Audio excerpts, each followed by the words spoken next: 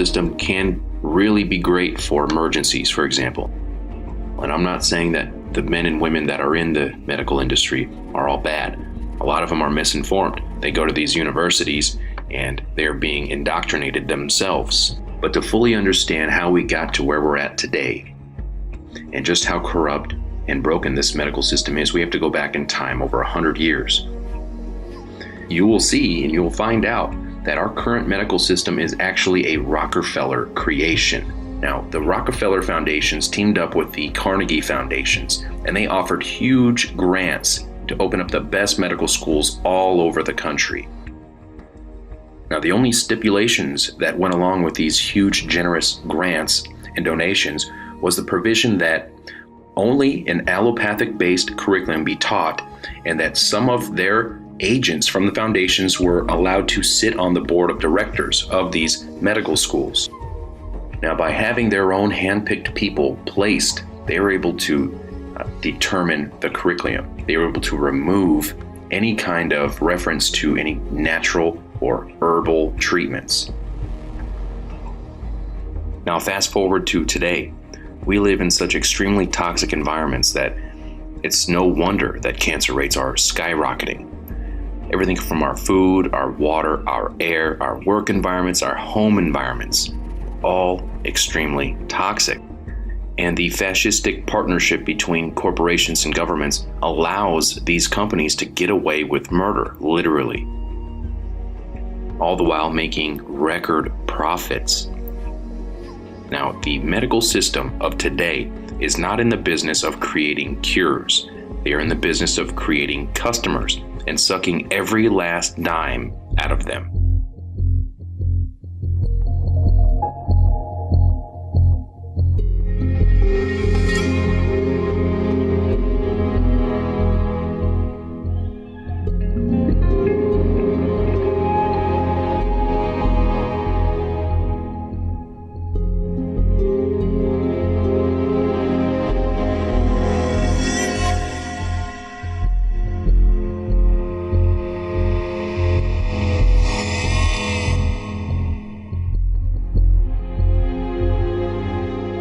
All that needs to be done to prescribe somebody a drug is when you walk into the office and you say, I'm feeling depressed or something like that, and then you get a drug. So it's a perfect scenario for pharmaceutical companies to capitalize on.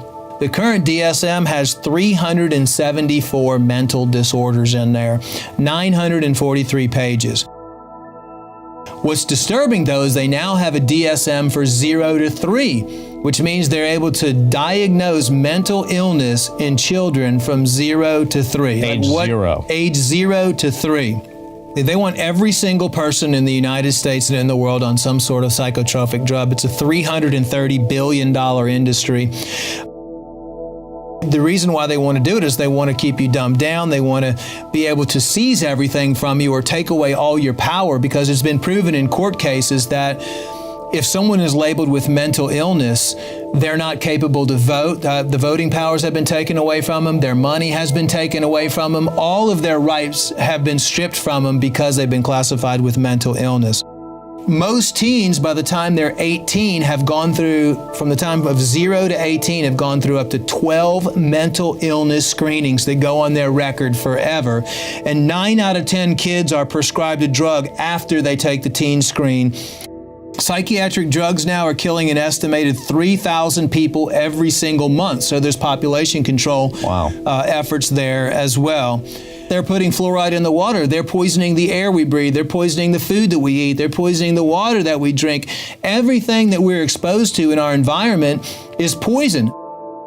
Most of those are brain damaging, neurological damaging compounds that create you, cause you to be depressed, cause you to have mood swings, cause you to have hyperactivity.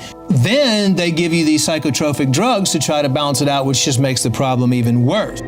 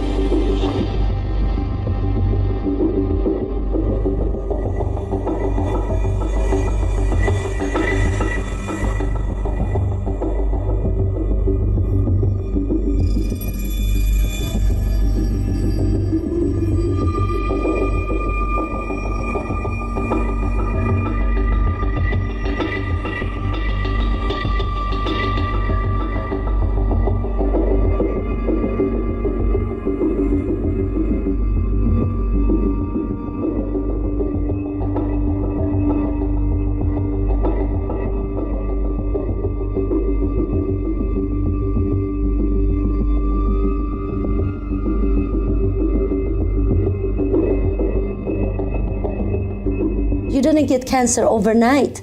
Cancer is a process of 10 years, 12 years. I mean, within 8 years, you get the tumor. Sometimes people don't get diagnosis until 10, 12 years. So they kind of tend to scare the patients, and they get worried. They don't have time to research. Then they start the chemo, and otherwise the doctors would tell them they're going to die or it's going to spread everywhere. So it's really almost a process of creating fear to get them on the treatments quickly. Correct. And we need to educate people. We need to tell them there's other ways to go. Going with the conventional surgery, radiation, chemo is not the way to go. There's other ways you could do. And also you could do surgery, but no, don't rush into it. Improve the immune system, boost your body before you do surgery. Because any cut, any kind of surgery in the body, it will suppress the immune system, and also it will attract all the good white blood cell, all your good cells into that area. Then what happens? All those cancer cells that are already floating in your body, they keep growing.